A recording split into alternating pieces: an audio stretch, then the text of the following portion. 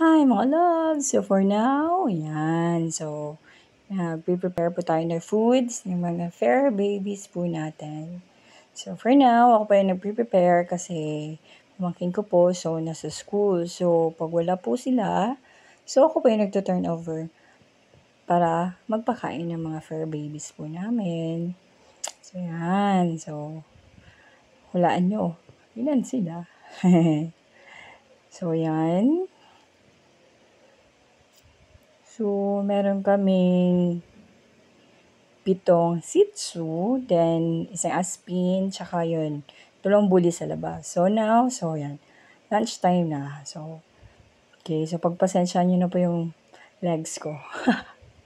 O yan, so lunchtime. So pag lunch namin, so lunch din po nila. So pag breakfast, lunch, then dinner and dinner. So, yan po. So, fur babies po yan ng pinsan ko. So, shout out to Janine, Grace Cruz. So, yan, mga fur babies po niya yan. And, diba? Okay, oh. Oh, ang bilis kumain. So, for now, ligpit-ligpit na. Okay, yan. So, yan. Happy tummy. So, next. So, yan. So, meron din po kami fur babies. So, yan. Cute-cute nila.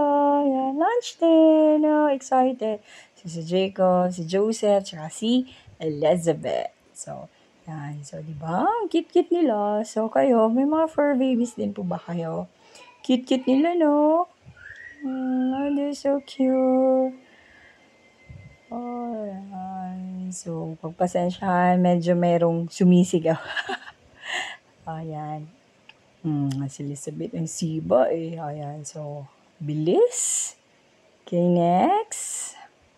So, pasok muli. So, diba? Cute nila eh.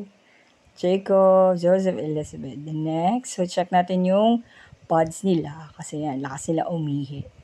So, yun. Check time and palit time. So, yan. So, palitan na natin. So, yun. Okay. Pasok ulit. Ayan. Hi. So, yun. Cute. Ay, naku. Ay, naku. Nakalimutan ko. Hindi pala naipit. Sige. Ayusin natin yan. Okay. So, kayo mga loves, kumain na ba kayo? Tapos na ba kayo mag-lunch? Ano pong ulam? Charot. Okay. So, mga loves. So, yan. So, water time. Kasi, yan, hindi sila masyado nainom ng water. So, yan.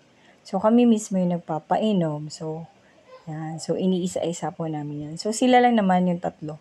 Yan. Pero yung mga iba, so, yan, umiinom sila ng tubig. Yan. So, yan. First, yan, si Jacob. Next naman, si Joseph. O, diba?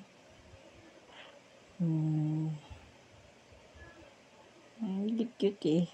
Next, so, bet namin, Elizabeth. Diba? Very good. Good girl, baby. So, hi. So, it's done. Thank you.